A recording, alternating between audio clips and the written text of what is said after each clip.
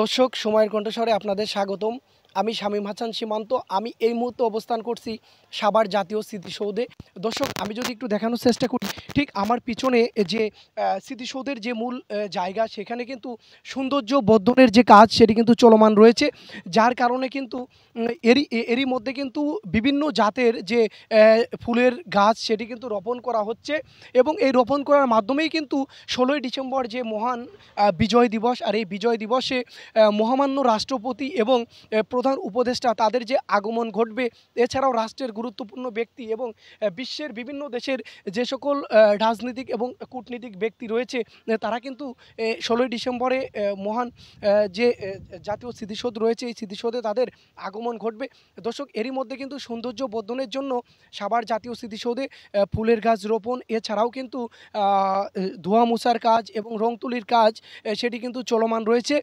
দর্শক আরেকটা বিষয় যদি আমি জানিয়ে রাখি, 16ই ডিসেম্বর মহান বিজয় দিবস, আর এই বিজয় দিবসকে ঘিরে নিরাপত্তার বিষয়টি বিবেচনা করে কিন্তু সাভার জাতীয় স্মৃতিসৌধে এরই মধ্যে যে সেনাবাহিনীর যে প্রাথমিক যে কার্যক্রম, যে আনুষ্ঠানিকতা, যে প্যারেড, সেটি কিন্তু এরই মধ্যে আমরা দেখেছি সকাল থেকে এখানে চলমান রয়েছে।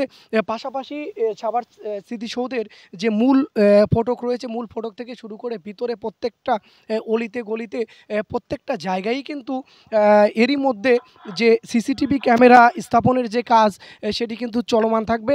আমরা কিন্তু কথা বলেছি সাভার জাতীয় স্মৃতিসৌধের যে নির্বাহী প্রকৌশলী রয়েছে, তার সাথে তিনি আমাদেরকে জানিয়েছেন যেহেতু 16ই ডিসেম্বরে দেশের বিভিন্ন গুরুত্বপূর্ণ ব্যক্তি তাদের আগমন ঘটবে, এবং যার কারণেই কিন্তু নিরাপত্তার যে বিষয়টি সেটি কিন্তু বিবেচনা করেই এই মুহূর্তে কিন্তু সর্বসাধারণের যে প্রবেশ, সেই প্রবেশের উপর এখন পর্যন্ত নিষেধাজ্ঞা না দেওয়া হলেও যে মূল বেদির আগে কিন্তু এখানে একটি ব্যারিকেড বসিয়ে কিন্তু যে সকল দর্শনার্থী তাদেরকে কিন্তু এখানেই বাধা দেওয়া হচ্ছে।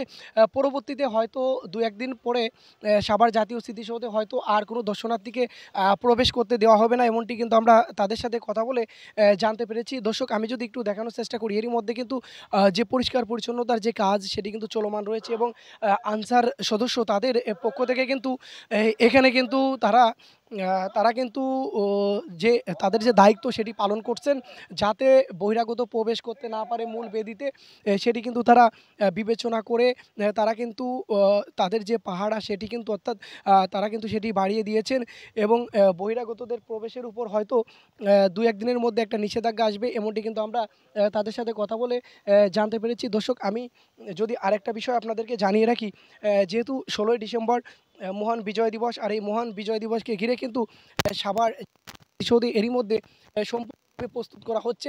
রাষ্ট্রের বিভিন্ন গুরুত্বপূর্ণ ব্যক্তি তাদের আগমন ঘটবে। তো দর্শক এই ছিল আমার কাছে সাভার জাতীয় উদ্যান থেকে সর্বশেষ। পরবর্তীতে নতুন কোনো তথ্য আসলে আমরা সময়ের কণ্ঠস্বরের মাধ্যমে আপনাদের জানিয়ে দিব।